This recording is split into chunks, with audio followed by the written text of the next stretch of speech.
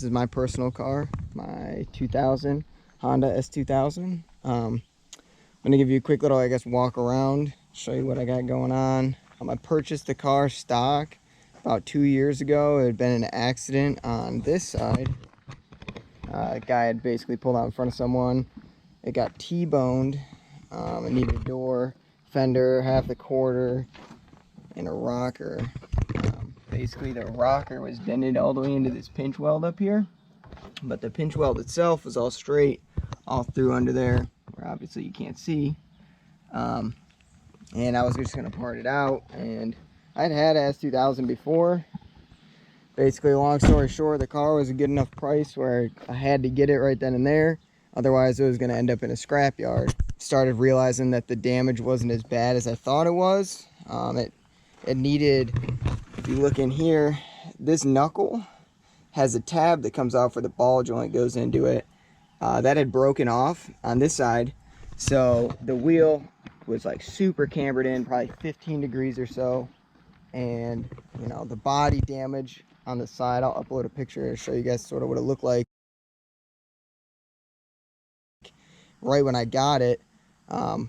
But it was going to be a good part out car. I thought it was fairly high miles when I got it, but you know, it's cheap S2000, you got to get it. I had an Evo at the time. I had sold my S2000, so I was starting to miss it, and basically things kind of trailed on, and I got kind of caught up in it, missing my S2000, and then stuff kind of went down my Evo. It broke down on me, got rid of the Evo, and then started building on this. So what we got going on, like I said, it's a 2000. It's got an F20C in there. I guess we'll start by putting the hood up here. Basically just stock drivetrain wise. My main goals with this car, try not to add any power just yet. You can see I got a PLM header, which is like a Jay's Racing style header, I suppose. Heat shield, relocated the fuse box. It has top secret spec Aragosta coilovers with 12K Swiss springs on them. Coil rad. I got this Jay's Racing coolant overflow and oil catch can combo. It's a pretty rare piece from Jay's Racing, as you can see there. I got some Chasing Jay's bits. The guys over there make really quality titanium stuff. EGR block off plate there. Heat and AC are both gone.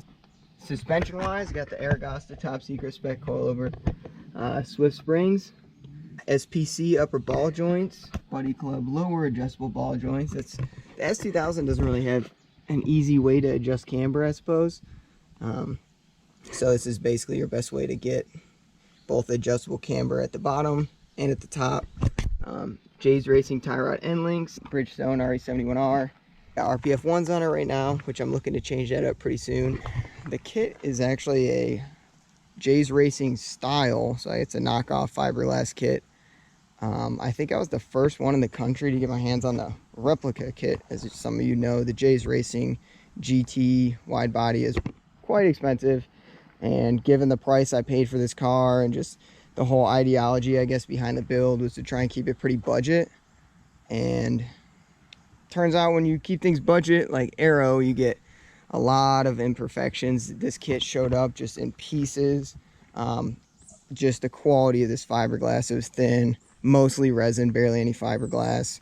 I mean, the thing fit horribly. I basically had to cut the whole kit apart. I had to add this entire section here of the fender where it had been clearanced up all the way to the very top. So this was flimsy, it was all cracked. I basically had to reinforce and rebuild this whole section here. It was just a nightmare. I'd never buy any replica Aero stuff, at least it's that low of quality. Again, it was just atrocious. It's got a forbidden style hardtop. I got the AP2 taillights. The trunk I built to be completely removable, so it has the regular Aero catch pins up here, and it has these quick little, I guess, spring attachments there, so you can just pop it on and off really easy. The thing's really sturdy.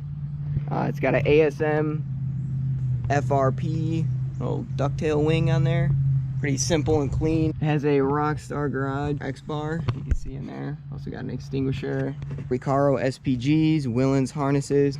It's got a center delete panel here. It's aluminum. I actually made this part myself. They're good because they're 1/8 inch aluminum, and you can mount like an automatic transmission shifter directly on top of there. If you're familiar with BMWs, they have a centralized window switch, so that way I guess the passenger and the driver can both reach it, and you don't have to have wiring going into the doors, which is why I did it primarily. I have the Group A makes these door cards, and then it's just the OEM upper half out of an AP1 without the speakers. You can retain this little bezel around the door handle, which I like. It doesn't fit great, but it does clean up the look of the car. And I didn't want to have the window switches on the door panels. 3D printed, I guess, delete panels for around the cluster. Got a Sparco 330mm flat bottom wheel. It's Alcantara, so I keep this little cover over it, so if I'm just backing it in and out of the garage, it doesn't get all oily and gross. So, we're back at it. Sorry, the camera died. The mascot's here, apparently. She thinks she wants to go for a ride. She's not even my dog. She's the neighbor's dog. She comes over here all the time. So, what I'm working on here is I'm in the process of designing a new front end for this car. So, currently it has that Jay's kit on it. And what I'm trying to do is design something that's going to have a different headlight, I guess, design, not just like most aftermarket headlights where they just change the innards, I suppose, of the actual light, but I want to change the entire shape of the light. I want the hood to have the stock shape. The fenders are going to retain, for now, they're going to retain this much of the arc, but I think the light's going to change once it starts kind of coming down a little bit. When you put a bigger tire on here, when you turn, a lot of times your tire, the lead edge of the tire, will actually rub on the backside of the headlight. So I want to do a different headlight setup, and that's going to come along with doing a different bumper, pretty big wood splitter, but all the brackets are thin wall tubular steel, and just try and be as minimalistic with it as possible. I want to have a vented hood. Tilt that radiator. I'm going to cut this center section out. We need to retain a little bit of it for the hood pins. But obviously the radiator is not going to attach there. I think I want the top of the radiator to attach somewhere on this piece right here. I'm going to get rid of this lower support and slide the bottom of the radiator inward. This core support that's in here, I'm not sure if it's called a core support, whatever you call it, it's really ugly. And I'd be willing to bet that it's pretty heavy too.